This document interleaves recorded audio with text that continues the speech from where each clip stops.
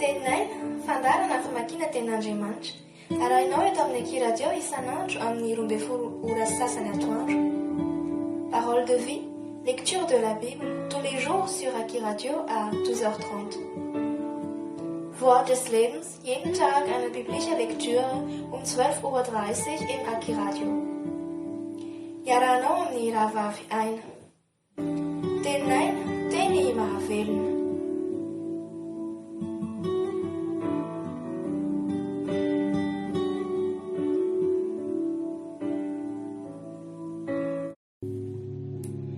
Ny filazantsara nosoratan'i Lioka, toko 20.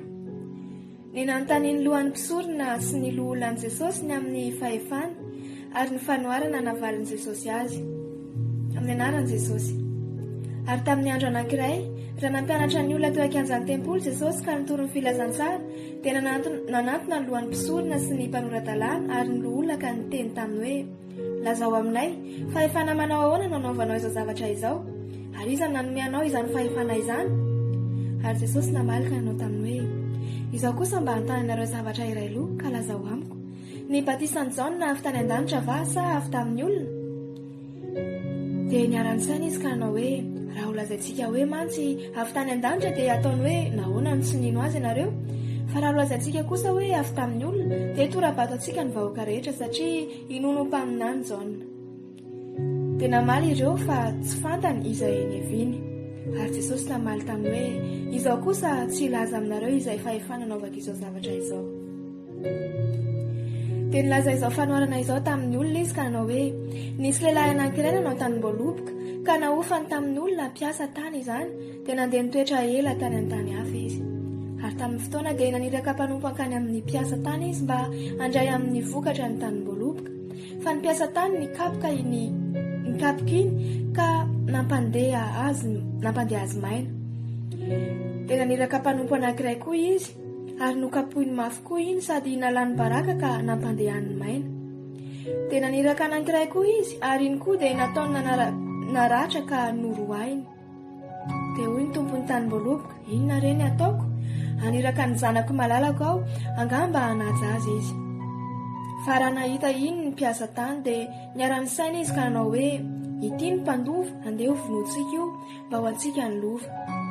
Dia namoaka azy tany ivelan'ny tanimboloboka izy ka namono azy. Ataon'ny tompon'ny tanimboloboka ahoana moa izy amin'izany? Ankany izy dia hamono ireo mpiasa tany ireo ka omeny olon-kafa ny tanimboloboka. Ary raha nare izany ireo dia hoy izy: sanatria izany? Ary Jesosy nijery azy ka nanao hoe: ahoana moa izao voasoratra izao? Ny vato izay nilavon'ny mpanao trano dia izy no efa natao fehizoro. Izy rehetra potraka amin'izany vato izany dia ho torotoro, fa na iza no ianjerany dia ho mongomongo.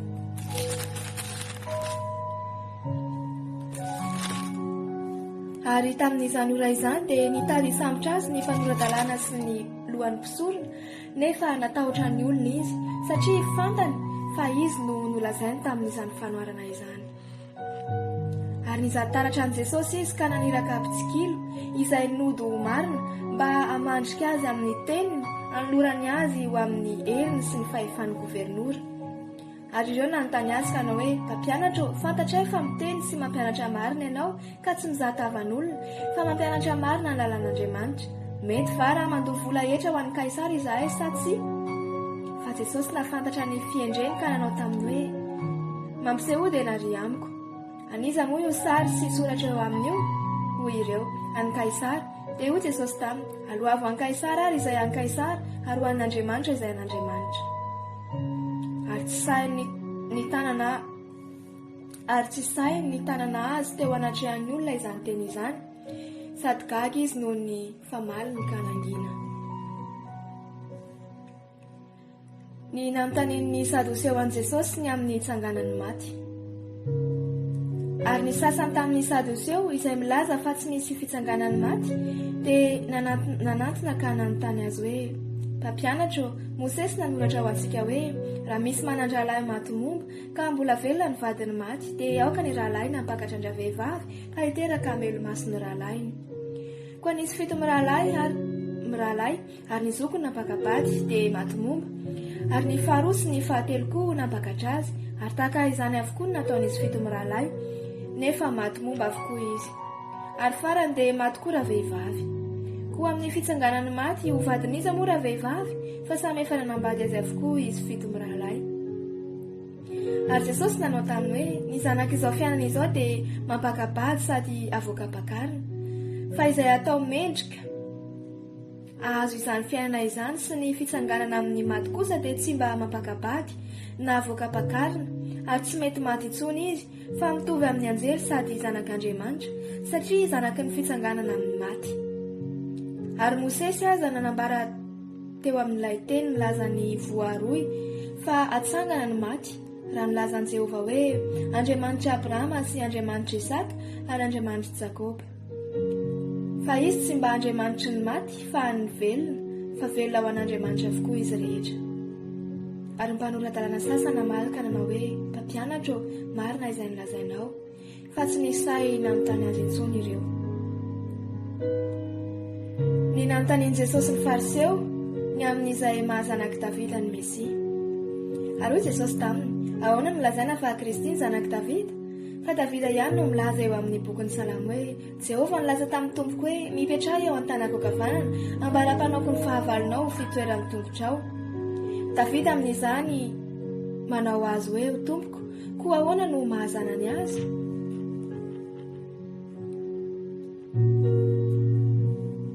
Ny nilazan'i Jesosy ny faratsy ny mpanoratan-dalàna sy ny fariseo. Ary hoy Jesosy tamin'ny mpianany teo anatrehan'ny olona rehetra, mitandremany amin'ny mpanoratan-dalàna izay mazoto mandehandeha miakanjo lava, ary teo arabain'ny olona eny an-tsena, sady tia ny fipetrahana aloha eo amin'ny sinagoga sy ny fitoerana aloha eo amin'ny fanasana, ary mandany trano mpitondra tena sy manao vavaka lava reny mba ho fiolana. L'Évangile selon Luc, chapitre 20. L'autorité de Jésus. Au nom de Jésus. Un de ces jours-là, quand Jésus enseignait le peuple dans le temple et qu'il annonçait la bonne nouvelle, les principaux sacrificateurs et les scribes, avec les anciens, survinrent et lui dirent: Dis-nous, par quelle autorité fais-tu ces choses? Ou qui est celui qui t'a donné cette autorité? Il leur répondit: Je vous adresserai aussi une question. Dites-moi, le baptême de Jean venait-il du ciel ou des hommes? Mais ils raisonnèrent ainsi entre eux. Si nous répondons du ciel, il dira: Pourquoi n'avez-vous pas cru en lui? Et si nous répondons des hommes, tout le peuple nous lapidera, car il est persuadé que Jean était un prophète. Alors ils répondirent qu'ils ne savaient d'où il venait. Et Jésus leur dit: Moi non plus, je ne vous dirai pas par quelle autorité je fais ces choses.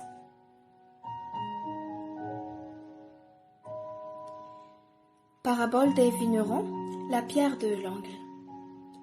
Il se mit ensuite à dire au peuple cette parabole. Un homme planta une vigne, la ferma à des vignerons et quitta pour longtemps le pays. Au temps de la récolte, il envoya un serviteur vers les vignerons pour qu'il lui donne une part du produit de la vigne. Les vignerons le battirent et le renvoyèrent à vide. Il envoya encore un autre serviteur, ils le battirent, l'outragèrent et le renvoyèrent à vide. Il envoya encore un troisième, ils le blessèrent et le chassèrent. Le maître de la vigne dit: Que ferai-je? J'enverrai mon fils bien-aimé, peut-être auront-ils pour lui du respect. Mais quand les vignerons le virent, ils raisonnèrent entre eux et dirent: Voici l'héritier, tuons-le afin que l'héritage soit à nous. Et ils le jetèrent hors de la vigne et le tuèrent. Maintenant, que leur fera le maître de la vigne? Il viendra, fera périr ses vignerons, et il donnera la vigne à d'autres. Lorsqu'ils eurent entendu cela, ils dirent: À Dieu ne plaise. Mais jetant les regards sur eux, Jésus dit: Que signifie donc ce qui est écrit? La pierre qu'ont rejetée ceux qui bâtissaient est devenue la principale de l'angle. Quiconque tombera sur cette pierre s'y brisera, et celui sur qui elle tombera sera écrasé. Les principaux sacrificateurs et les scribes cherchèrent à mettre la main sur lui à l'heure même, mais ils craignèrent le peuple. Ils avaient compris que c'était pour eux que Jésus avait dit cette parabole.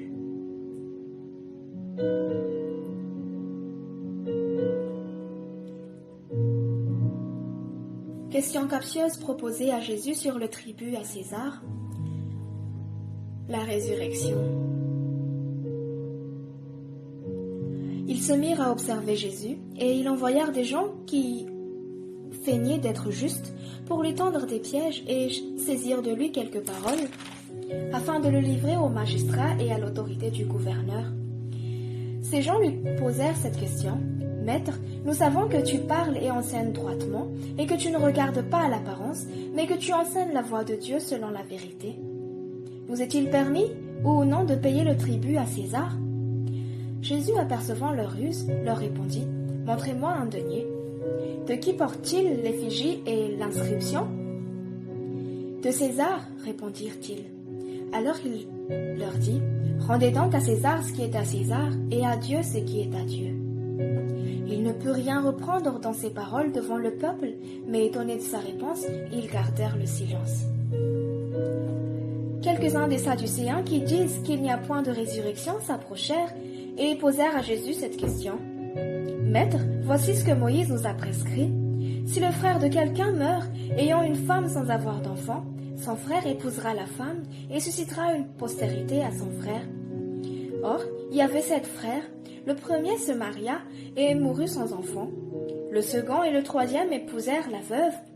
Il en fut de même des 7 qui moururent sans laisser d'enfant. Enfin, la femme mourut aussi. À la résurrection, duquel d'entre eux sera-t-elle donc la femme?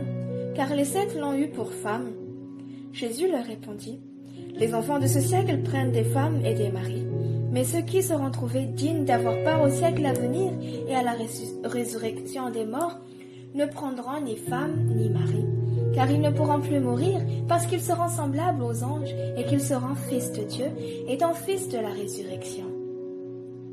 Que les morts ressuscitent, c'est ce que Moïse a fait connaître quand à propos du Puissant, il appelle le Seigneur le Dieu d'Abraham, le Dieu d'Isaac, le Dieu de Jacob.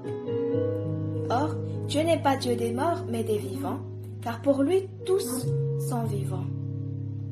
Quelques-uns des scribes, prenant la parole, dirent « Maître, tu as bien parlé », et ils n'osaient plus lui faire aucune question.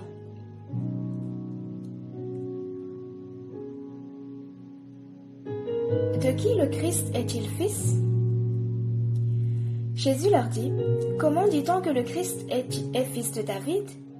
David lui-même dit dans le livre des psaumes, « Le Seigneur a dit à mon Seigneur, assieds-toi à ma droite, jusqu'à ce que je fasse de tes ennemis ton marchepied. » David donc l'appelle Seigneur, comment est-il son fils?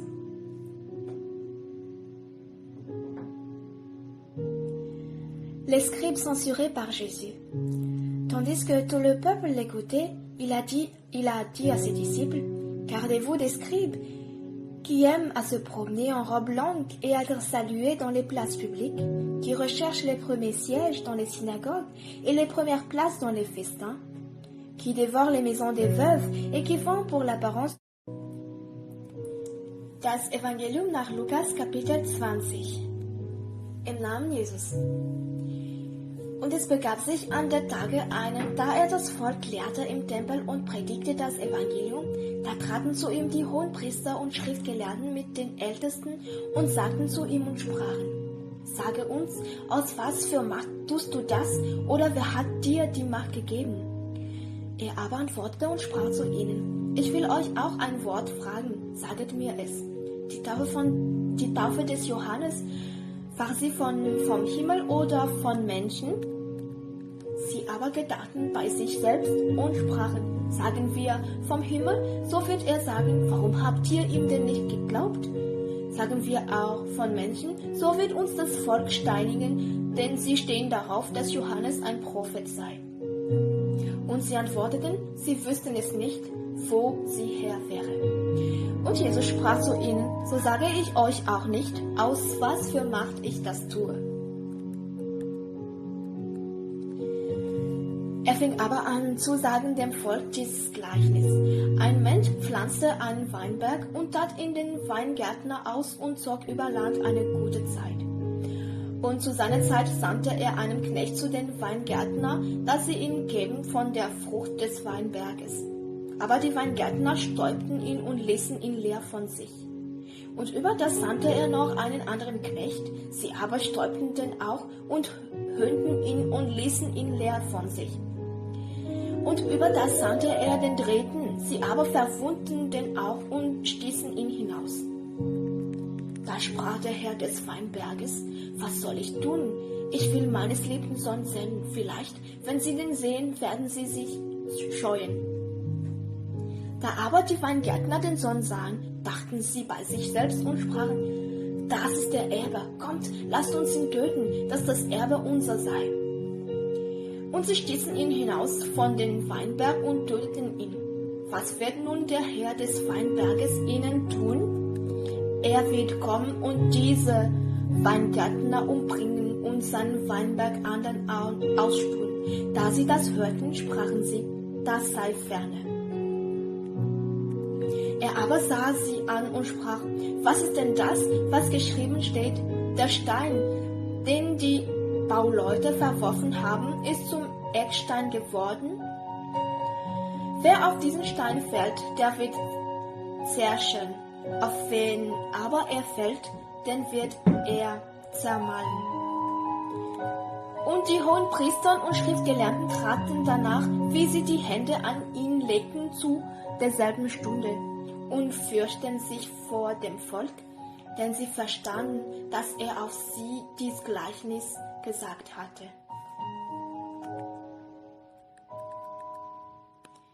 Und sie stellten ihm nach und sandten Laura aus, die sie stellen sollten, als wären sie fromm, auf dass sie ihn in der Rede fingen, damit sie ihm überantworten könnten der Obrigkeit und Gewalt des Landpflegers. Und sie fanden ihn und sprachen: Meister, wir wissen, dass du aufrichtig redest und lehrest und achtest keines Menschen Ansehen, sondern du lehrest den Weg Gottes recht. Ist es recht, dass wir dem Kaiser den Schloss geben oder nicht? Er aber merkte ihre List und sprach zu ihnen: Was versuchet ihr mich? Zeigt mir den Groschen. Wes Bild und Überschrift hat er? Sie antworteten und sprachen: Des Kaisers. Er aber sprach: So gebet dem Kaiser, was des Kaisers ist, und Gott, was Gottes ist. Und sie konnten sein Wort nicht tadeln vor dem Volk und verwunderten sich seine Antwort und schwiegen still. Da traten zu ihm etliche der Sadduzäer, welche da halten, es sei kein Auferstehen, und fragten ihn und sprach: Meister, Mose hat uns geschrieben, so jemandes Bruder stirbt, der ein Weib hat und stirbt kinderlos, so soll sein Bruder das Weib nehmen und seinem Bruder einen Samen erwecken. Nun waren 7 Brüder. Der erste nahm ein Weib und starb kinderlos. Und der andere nahm das Weib und starb auch kinderlos. Und der dritte nahm sie, desgleichen alle 7, und hinterließen keine Kinder und starben. Zuletzt nach allen starb auch das Weib. Nun, in der Auferstehung, wes Weib wird sie sein unter denen, denn alle 7 haben sie zum Weibe gehabt. Und Jesus antwortete und sprach zu ihnen: Die Kinder dieser Welt freien und lassen sich freien, welche aber würdig sein werde, jenen Welt zu erlangen, und die Auferstehung von den Toten, die werden weder freien noch sie freien lassen. Denn sie können hinfort nicht sterben, denn sie sind den Engeln gleich und Gottes Kinder, dieweil sie Kinder sind der Auferstehung. Dass aber die Toten auferstehen, hat auch Mose gedeutet bei dem Bur, dass er den Herrn heißt, Gott Abrahams und Gott Isaaks und Gott Jakobs. Gott aber ist nicht der Toten, sondern der lebendigen Gott, denn sie leben ihm alle. Da antworteten etliche der Schriftgelehrten und sprachen: Meister, du hast recht gesagt. Und sie wagten ihn fürder nichts mehr zu fragen. Er sprach aber zu ihnen: Wie sagen sie, Christus sei Davids Sohn? Und er selbst, David, spricht im Psalmbuch: Der Herr hat gesagt zu meinem Herrn: Setze dich zu meiner Rechten, bis dass ich lege deine Feinde zum Schemel deiner Füße. David nennt ihn einen Herrn. Wie ist es denn sein Sohn?